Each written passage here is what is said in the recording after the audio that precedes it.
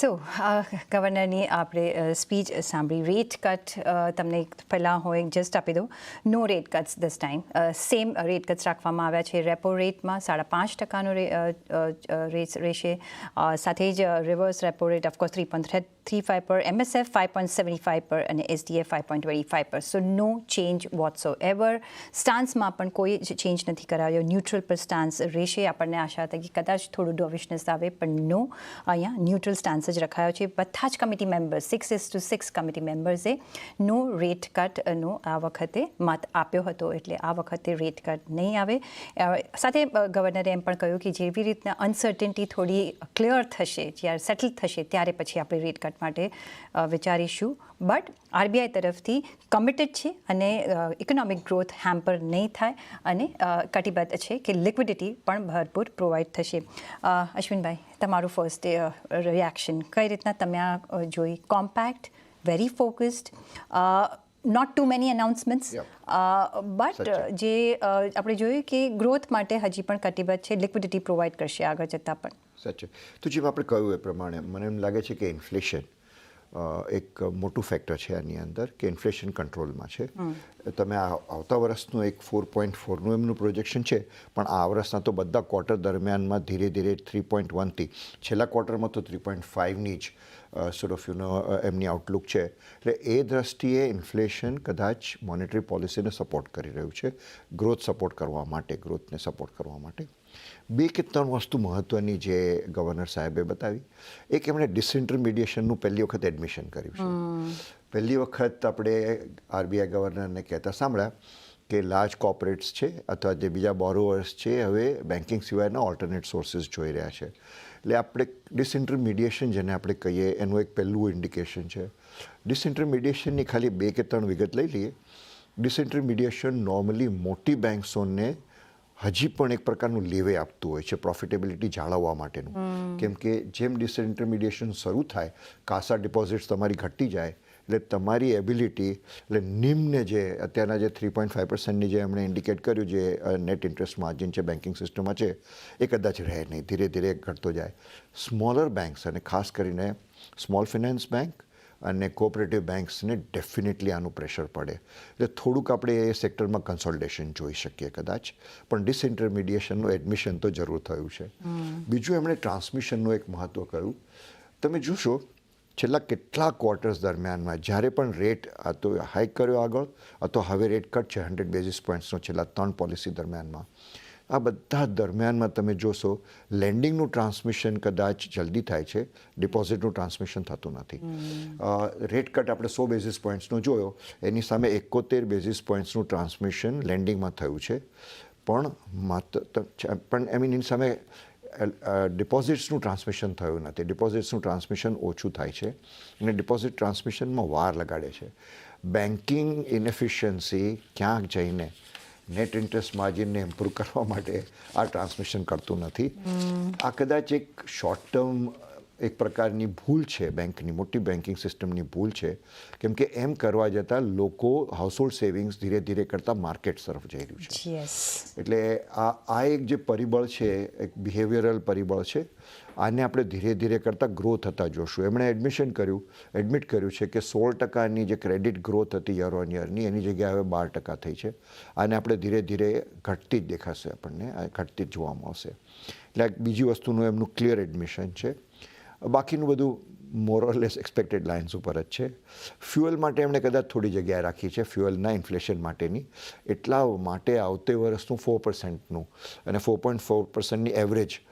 ઇન્ફ્લેશનની એક એમણે ઇન્ડિકેશન કે આઉટલુક આપ્યો છે એમાં કદાચ માનસિક રીતે આ રશિયન ઓઇલ અને એ બધાનો જે વિવાદ ચાલી રહ્યો છે એનું કદાચ મનમાં એમના હોય પણ ફૂડ ઇન્ફ્લેશન એમને હિસાબે સારા મોન્સૂનને લઈને કંટ્રોલમાં રહેશે એવું કહ્યું છે એમણે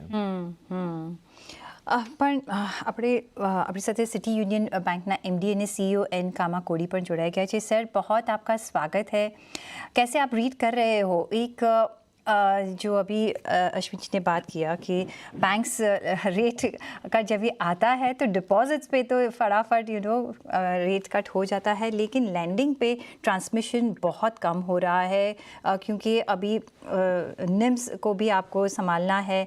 कैसे आप देख रहे हो, क्यों वो गैप हमेशा से रहता हुआ आ रहा है, और आपके पॉलिसीज़ के टेक अवे पॉइंट्स का क्या रहे?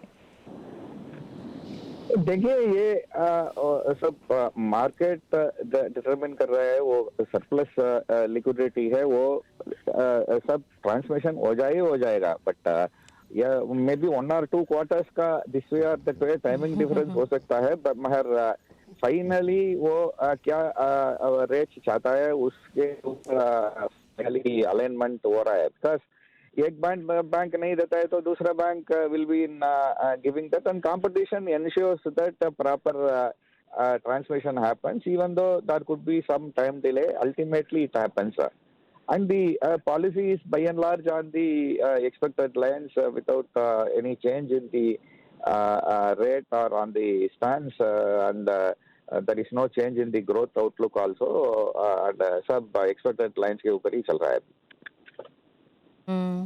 लेकिन कामाकुरु जी, आपसे समझना चाहेंगे क्रेडिट ऑफटेक कैसा चल रहा है, क्योंकि अगर जो कॉर्पोरेट हो कि रिटेल लैंडिंग हो, कैसा ग्रोथ आप देख रहे हो?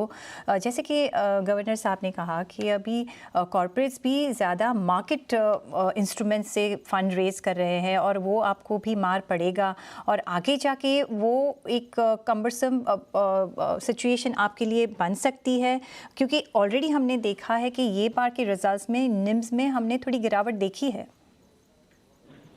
वो हर रिड्यूसिंग इंटरेस्ट रेट साइकिल में वो मार्जिन कॉन्ट्रैक्शन होगा ही होगा, उसे वजह से ही ये हो रहा है, वो नॉर्मलाइज हो जाएगा, कोई दिक्कत नहीं है। मगर दी इन्वेस्टमेंट साइकिल्स अभी तक चालू नहीं है, वो आई मीन वो अभी everybody is expecting that, and the bad corporate lending cycle, and after that the COVID came, and अभी तक वो रियल कॉर्पोरेट दी इन्वेस्टमेंट साइकिल अभी तक चालू नहीं हुआ। जब वो चालू होगा उस समय वो क्रेडिट ग्रोथ, पर्टिकुलरली दी कॉर्पोरेट क्रेडिट ग्रोथ लाइक से वापस नॉर्मलसी के अंदर आ जाएगा। ओके, चलिए, लेकिन आप एग्री कर रहे हो कि आपको थोड़ा अभी सेटबैक मिला है वहाँ से? डेटा है, हम कुछ नहीं बोल सकता है, लाइक से फॉर एग्जांपल वो even on the working capital, like say the utilization भी कम है, and this is the thing, the tax reduction हुआ है, like say the rates are now reduced. Right. And everybody is now waiting for the investment cycle of the corporates to kickstart when things will come back to the normalcy. So corporates की investment देखना पड़ेगा कि कैसे capex करते हैं, कैसे investment करते हैं, जैसे हम ग्रोथ की ट्रेजेक्टरी अभी आगे कैसे होती है। लेकिन आपकी साथे ऑफकोर्स बजाज ऑल्टरनेट इन्वेस्टमेंट मैनेजमेंटના CEO અને ગ્રુપ પ્રેસિડેન્ટ લક્ષ્મી અય્યર પણ આપણી સાથે જોડાઈ ગયા છે। Lakshmi, good morning. બજાજથી I always think of you of a previous job, પણ હવે આ મારે આઈ થિંક ફર્સ્ટ ટાઈમ આપણે આવી રીતે મળી રહ્યા છે। But tell me Lakshmi, how did you take the policy? કઈ રીતના તમે પોલિસી જોઈ રહ્યા છો? જે no rate cuts, I think majority of the poll એવી રીતે જ આવ્યું હતું કે રેટ કટ્સ આ વખતે કદાચ જોવા ન મળે, કે જે રીતના અનસર્ટનિટી છે, આઈ થિંક એક ક્લિયર કટ વ્યૂ જોઈશે એના માટે આગળ જતાં રેટ કટ કરવા માટે। આપનો ટેક? યા હાય, ગુડ મોર્નિંગ। તો સૌથી પહેલા તો ડેફિનેટલી જેવી રીતે તમે કીધું કે ઇન લાઇન વિથ એક્સપેક્ટેશન હતું બજારમાં, એક કોર્નરમાં અપાર્ટ ફ્રોમ રેટ કાર્ડ્સ એ પણ અપેક્ષા હતી કે કદાચ એક ડવિશ આઉટકમ આવશે, એટલે એક ડવિશ અંડરટોન આવશે, એ આપણે આજે જોવા નથી મળ્યું છે। એમ નથી કે બહુ નેગેટિવ અને હોકિશ અંડરટોન છે, પણ બજાર માટે શું છે કે એક ફ્યુચર ગાઈડન્સ આજની તારીખમાં પણ છે કે આપણે જે પણ ફ્રન્ટ લોડિંગ કરવું છે રેટ કટમાં, એ આપણે કરી દીધા છે। 100 બેસિસ પોઈન્ટ એટલે 1% ઘટાડો ઓલરેડી રેટ્સમાં જોવા મળ્યું છે, અને જે લિક્વિડિટી આપવાની હતી સિસ્ટમમાં એ પણ CRR કટ દ્વારા નવેમ્બર સુધી ચાલશે। તો આવા બધામાં ઓલ ધ પોઝિટિવ ન્યૂઝ જેવી રીતે કહેવાય ને ઓલરેડી બેક્ડ ઇન છે, તો ઇન્ક્રિમેન્ટલી બજાર માટે latching on two something positive આજની તારીખમાં નથી. તો એ છે અમારા હિસાબે ટેક અવે આજની પોલિસીથી. સો એક આપણી સાથે માર્કેટ એક્સપર્ટ જગદીશ ઠક્કર પણ જોડાયા છે. જગદીશભાઈ, કઈ રીતના હવે તમને લાગે છે કે માર્કેટ પર આની અસર પડી શકે છે? શું કઈ સેન્ટિમેન્ટ્સ તમને લાગે છે કે અહીંયાથી સુધરી શકે છે? બિકોઝ અત્યારના આપણે જોઈએ તો માર્કેટ લાલ નિશાનમાં જ કામકાજ કરી રહ્યું છે. કઈ રીતના માર્કેટ આ પોલિસીને લેશે? ગિરીબેન, આમ તમે જુઓ તો આ એક નોન ઇવેન્ટ જેવો જ પ્રસંગ છે આજનો, કારણ કે મને એવું લાગે બોડી લેંગ્વેજ પછી તમે જોશો કે he was not in a mood to give anything to market at the moment. Repo rate study રાખ્યો છે એમને 5.5%, પોલિસી સ્ટાન્સ એમને ન્યુટ્રલ રાખ્યો છે. જીડીપી ફોરકાસ્ટ એમણે મેન્ટેન કર્યો છે 6.5 ફોર 2026. ઇન્ફ્લેશન આઉટલુક 2026નું ફોરકાસ્ટનું રિવાઇઝ થોડું ડાઉનલોડ કર્યું છે 3.7 to 3.1%.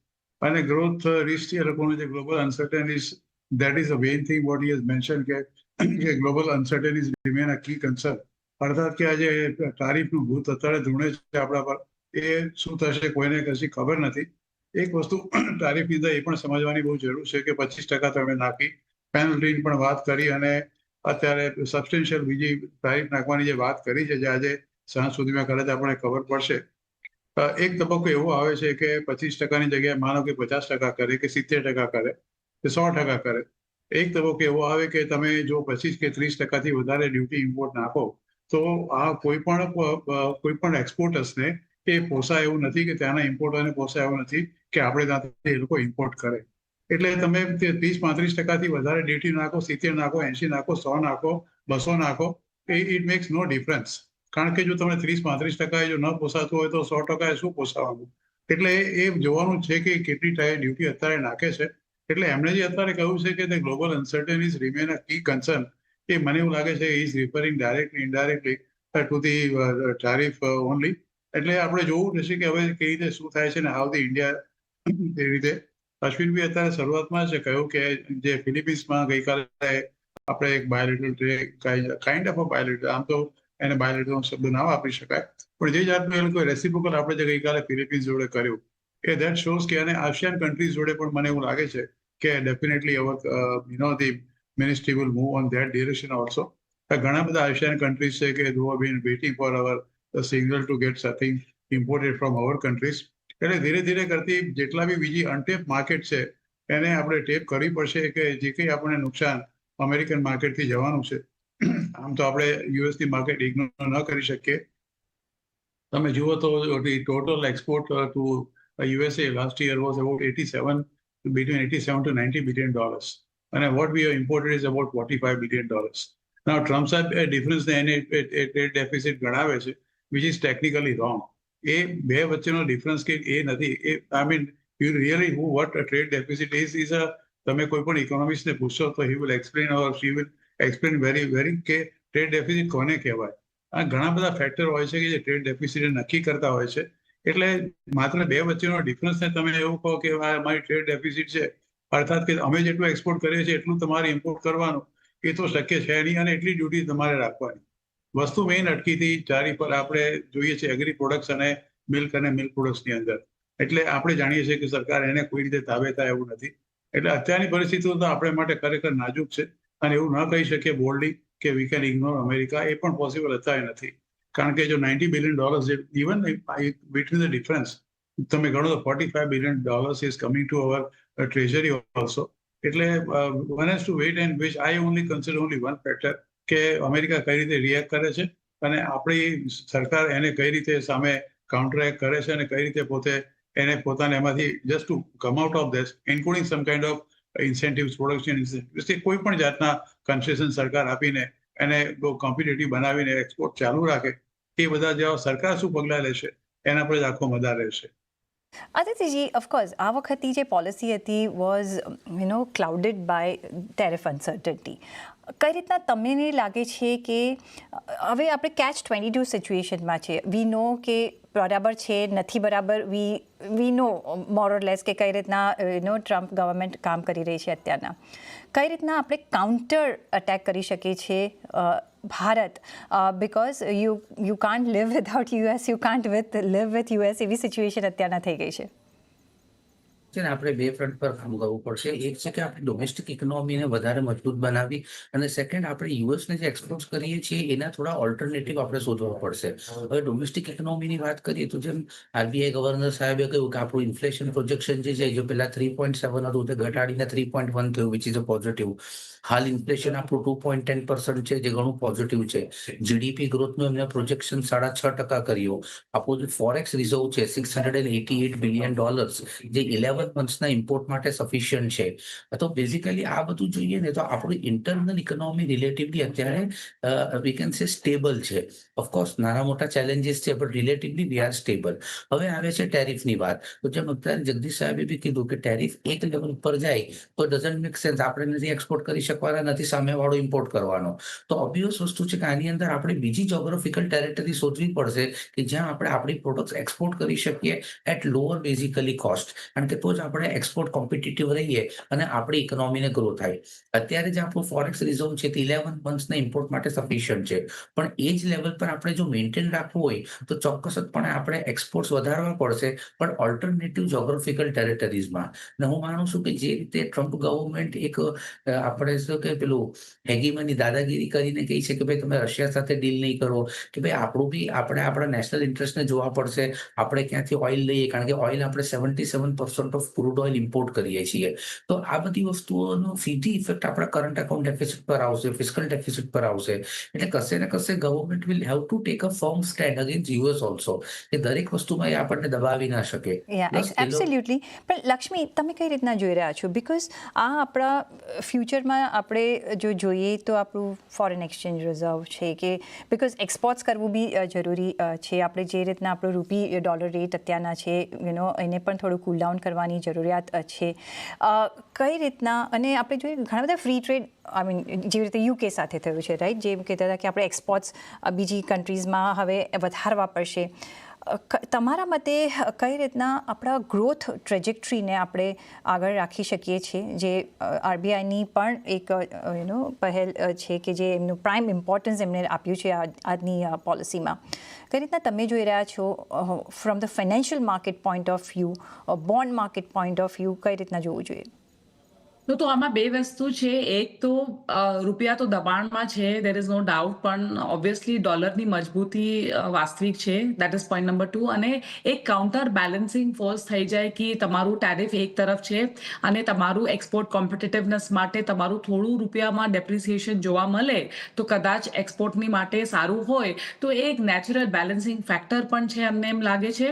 અને બોન્ડ માર્કેટના તરફે પણ, અથવા તમે વિદેશી રોકાણકારોનું પૈસા તમે જોશો તો 2025માં એ લોકો એક્વિટીમાં નેટ સેલર છે આજની તારીખમાં, યર ટુ ડેટ, એટલે જાન્યુઆરી ટુ હમણાં સુધી. પણ એ લોકો ડેટમાં એ લોકો પોઝિટિવ છે. તો ઇન્ક્રીમેન્ટલી ફ્લો આવવા માટે ઓબ્વિયસલી થોડું પ્રોબ્લેમ્સ અને ચેલેન્જીસ થઈ જાય. પણ આ જે અનસર્ટનિટીના તરફે જે અમને લાગે છે કે રૂપિયામાં સ્થિરતા જોવા માટે વધારે ઇન્ટરવેન્શન વગેરે થશે, એ અમને લાગતું નથી. કેમ કે એક નેચરલ બેલેન્સ, જેવી રીતે સંતુલન આપણે મળે બજાર માટે ફોર કાઉન્ટર બેલેન્સિંગ જે ગ્લોબલ પરિસ્થિતિ છે, એ અમારા હિસાબે is a better way going forward. અને આજની તારીખમાં બજારને જોઈને પણ જેવી રીતે આપણે જોયું કે 11-12 મહિનાનું ઇમ્પોર્ટ કવર છે આપણી પાસે, તો એવું નથી કે આપણી ફોરેક્સની પરિસ્થિતિ બહુ નાજુક છે. તો એ આપણે એક્ટ કરવું હોય તો વી વિલ ડેફિનેટલી એક્ટ, પણ હમણાં અમને લાગે છે ગરજ નથી. Let it find a natural balance, અને પછી આપણે જોશો. અને માર્કેટમાં પણ I would say buy the hope અને સેલ ધ ફેક્ટ, એવી એક પરિસ્થિતિ આવી ગઈ છે. તો મોસ્ટ ઓફ ધીઝ ન્યૂઝ મારા હિસાબે is already backed in to the current market. એટલે ઇન્ક્રીમેન્ટલી યીલ્ડ્સમાં થોડું તો ડેફિનેટલી નિરાશા જેવી પરિસ્થિતિ છે. But over the slightly medium term અમને એમ લાગે છે કે given the global factors, interest રેટ્સમાં થોડું ડાઉનવર્ડ બાયસ રહેશે આજની તારીખમાં. એક follow on question on this banking system માટે, જે એમને એક આપણે જોયું છે કે મેં પહેલાં જ બી એડ્રેસ કર્યું કે લેન્ડિંગ રેટ્સ ટ્રાન્સમિશન જે થતું હોય છે બહુ સ્લો થતું હોય છે, કારણ કે banks will have their own problems now with the falling interest rates, with not much credit uptake offtake. કઈ રીતના તમે જુઓ છો health of the banking system RBI will keep on putting the liquidity, but otherwise how do you go, કઈ રીતના તમે જોઈ રહ્યા છો કે આ સાયકલ ચાલશે? Is that question for me? Yes Lakshmi. Okay, તો બેન્કિંગ સિસ્ટમમાં લિક્વિડિટીની કાંઈ પ્રોબ્લેમ નથી. That is point number 1. Transmission પણ તમે જૂનની મહિનાનું ડેટા જોશો તો ટ્રાન્સમિશન ઇઝ અંડર વે. એ મારું ટ્વીટમાં પણ લખેલું. Banking system, the banking health of the banking system અમારા હિસાબે કાંઈ ઘણું પ્રોબ્લેમ નથી. ઓબ્વિયસલી અનસિક્યોર્ડ એસએમઈ એમએસએમઈનું ગાઈડન્સ તમે જોશો. Q1નું જે રિઝલ્ટ આવ્યું, અમુક જે બેન્કિંગનું ગીતાનું જે સાર છે એમાં લાગે છે કે અનસિક્યોર્ડ એસએમઈ એમએસએમઈ લેન્ડિંગમાં થોડું સ્ટ્રેસ, ઇન્સિપિયન્ટ ચાન્સ ઓફ સ્ટ્રેસ જોવા મળ્યું છે. તો ત્યાં ઓબ્વિયસલી કોશન છે, પણ વી હેવ ફેસ્ટિવિટીઝ અહેડ, અને ત્યાં ખાતરી છે કે જે કન્ઝ્યુમર ડિસ્ક્રિશનરીનું ખર્ચો હોય, સ્પેન્ડિંગ હોય, that is definitely seemingly picking up. અને જે સેકન્ડ હાફમાં હોય ને, typically is a busy season credit માટે. તો અમને એમ લાગે છે with the 100 basis point RBI મારા હિસાબે પ્રીતિ એક સૈયારા એક્ટ કર્યું છે. It is the radiant star જે બજારમાં એક નઈ આશા આપી દીધું છે. અને ઓલરેડી જે એક્શન્સ થઈ ગયું છે, I think the banks will follow on. અહીંયાથી ઇન્ક્રિમેન્ટલ એફડી રેટ્સમાં કટ દેખાતું નથી. અને લેન્ડિંગમાં જે પણ હમણાં ઓલરેડી અંડરવે છે, અમને એમ લાગે છે આવતા 2-3 મહિનામાં you will see it further intensify. જી અશ્વિનભાઈ, કમિંગ ટુ ધ ફ્યુઅલ અને ક્રૂડ પાર્ટ, રાઈટ? અત્યારના અજીત ડોવાલ પણ રશિયામાં છે ટુ જે રીતના આપણે ઇન્ડિયા યુએસ ટેન્શન્સ વધતા જોઈ રહ્યા છે. હવે we have been importing from Russia અને આપણને ત્યાંથી સારા ભાવે મળે છે. નાવ અહીંયા we are contradicting if you are doing business with Russia with US. What is the way out અહીંયા? બિકોઝ એક મેજર પાર્ટ છે આપણા બિલ માટે. કઈ રીતના તમે જોઈ રહ્યા છો? સી આઈ મીન ક્યાંક જઈને કદાચ જે આ ટેરિફનું અત્યારનો જે સંવાદ ચાલી રહ્યો છે, will have to call the bluff out of it. In the sense ક્યાંક તો વિલ હેવ ટુ બાઇટ કારણ કે એ તો કહે છે નેક્સ્ટ 24 અવર્સમાં ફાર્મા સેક્ટર પર 250%, સેમિકન્ડક્ટર્સ પર. સો લાઈક અત્યારના તો લાઈક આજે આપણે આરબીઆઈ પોલિસીમાં બી જોયું કે ગવર્નર સાહેબ પર થોડા he was not himself kind of thing. મારી દ્રષ્ટિએ આઈ થિંક આ એક ટેમ્પરરી ફેઝ છે. આ એક 2 કે 3 મહિના કદાચ આવું યુફોરિયા ચાલશે અને પછી કદાચ આપણને થોડી સ્ટેબિલિટી આની અંદર જોવા મળે. પણ જ્યાં સુધી ભારત સરકારનું સ્ટાન્સ છે, ચોખવટ કરી દીધી છે કે જે કંઈ બી ભારતના હિતમાં છે એ જ કરવામાં આવશે. એટલે રશિયા તરફનું, તમારા પ્રશ્નને, રશિયા તરફના ઓઇલનું પરચેઝ મને નથી લાગતું કે એમાં બહુ ઘટાડી શકે, કેમ કે ઓલ્ટરનેટમાં ક્યાંથી તમે ખરીદી શકવાના હતા. What are the bargaining powers for the Indian delegates to bargain in Russia and with US? જો અત્યારે આપણે આગળ જોઈ રહ્યા રશિયા સાથે તો રશિયા સાથે જરૂર નથી, પણ મે બી વિથ યુએસ કઈ અત્યારે રીતના ચાઇનાને સૌથી વધારે વેચે છે, પછી આપણને વેચે છે અને પછી ટર્કીને વેચે છે. પણ કેમ કે એ બધું યુરોપિયન જે સપ્લાય હતું એ ધીરે ધીરે કરતાં આપણને ડાયવર્ટ થયું છે કરીને, અને એ આપણે માટે ફાયદાકારક રહ્યું છે. છેલ્લા 2 વર્ષમાં આપણને એનો ઘણો ફાયદો થયો છે. એટલે યુએસના જે સેન્કશન્સ હતા યુક્રેનના ઉપર એ આપણને ફાયદામાં થયા. મને એમ લાગે છે ઓલ્ટરનેટ ગોતી કાઢશે. અને મારું એમ સાચું માનવું છે કે ટેરિફનો જે યુફોરિયા છે એ થોડો વખત ચાલશે, આનાથી લાંબુ ચાલશે નહીં કરીને. એક ડીલ મેકર છે, આપણે એને વિચારી લઈએ, સામેવાળો જે માણસ બેઠો છે એને એક વખત એની પ્રકારનું ડીલ જોઈએ છે, એટલા માટે એક પ્રકારની બુલી કે પ્રેશર મૂકી રહ્યો છે આપણી ઉપર. પણ એ પરિસ્થિતિમાંથી આપણે સક્ષમ છીએ નીકળવા માટે. તમને શું લાગે છે કે how much India will have to forgo to do this deal? See મારી દ્રષ્ટિએ ઇવેન્ચ્યુઅલી 3 કે 4 ક્વાર્ટર પછી India will actually emerge as a very big successor, as a successful proposition. એનું કારણ તમને સમજાવું. જો તમે એક્સપોર્ટનું વલણ પણ તમે જુઓ, એક્સપોર્ટનું કોમ્પોઝિશન બી જુઓ, ધીરે ધીરે કરતાં છેલ્લા 3 વર્ષમાં ડિફેન્સના ઇક્વિપમેન્ટને એક્સપોર્ટ કરવાનું પણ આપણે લોકોએ શરૂ કર્યું છે. વિચ મીન્સ કે આ દેશો જે નાના દેશો છે, સાઉથ ઇસ્ટ એશિયાના અને આપણા નેબરિંગ દેશો છે, એ ડેફિનેટલી, આઈ મીન 2-3 દેશોને છોડીને, એ ડેફિનેટલી ભારતને જુદા જુદા પ્રોડક્ટ્સ માટે જોવાનું શરૂ કરશે. ડેફિનેટલી એનો પ્રયાસ છે. એક વસ્તુ આપણે ખાલી ધ્યાનમાં રાખીએ કે કદાચ શોર્ટ ટર્મ મેઝરની સામે લોંગ ટર્મના જે ઇશ્યુઝ છે કે ખરેખર આપણે ક્વોલિટી, જેમ આપણને જગદીશભાઈ કહ્યું એ પ્રમાણે ક્વોલિટી કેમ ઇમ્પ્રૂવ કરી શકીએ એક્સપોર્ટ્સની, આપણે હાઈ વેલ્યુની અંદર કેમ જઈ શકીએ એક્સપોર્ટની અંદર, એ બધી વસ્તુઓ આપણે જે કમોડિટીઝ અત્યારે કરી રહ્યા છીએ કે એની પર એક્સપોર્ટ્સ કરી રહ્યા છીએ, થોડું ઘણું એગ્રી પ્રોડક્ટ્સ પર પણ આપણું એક્સપોર્ટ્સ છે, વેલ્યુ એડ વધારે નથી. એટલે હાઈ વેલ્યુ એડવાળા પ્રોડક્ટ્સો એક્સપોર્ટ્સ માટે ભારતે ડેફિનેટલી શોધવાના રહેશે. પણ એક સારું વસ્તુ થઈ છે, આપણને કદાચ જાગૃત કરવામાં આવ્યા છે. एब्सोल्युटली कामा कौड़ी जी, जैसे कि फेस्टिव सीज़न आ रहा है अभी और फेस्टिव सीज़न में अच्छा हुआ हम अपटेक देखते हैं और ऐसे भी जैसे आई थिंक लक्ष्मी ने कहा कि सेकंड और थर्ड क्वार्टर जो होते हैं वो ज़्यादा स्ट्रॉन्गर होते हैं क्योंकि बहुत सारा यहाँ फेस्टिव सीज़न होता है, मॉनसून भी अच्छा होता है तो उसकी भी असर दिखती है. कैसे आप अपने प्रोडक्ट्स कुछ न्यू लॉन्च कर रहे हैं, कैसे आप एक क्रेडिट ग्रो करने के कुछ दूसरे आप एवेन्यूज़ ढूंढ रहे हैं? See, as you know, we are bankers more for MSME, commercial trading, and agriculture. More than the consumer credit, our focus is more on the, like say, MSME and commercial trading, in the sense that particularly we support, like say, particularly the shops which are, like say, end to consumers, B2C entities, where we ensure that the requirements are adequately met and they are adequately stocked for the be it textile shops or be it other consumption items for which we are bankers.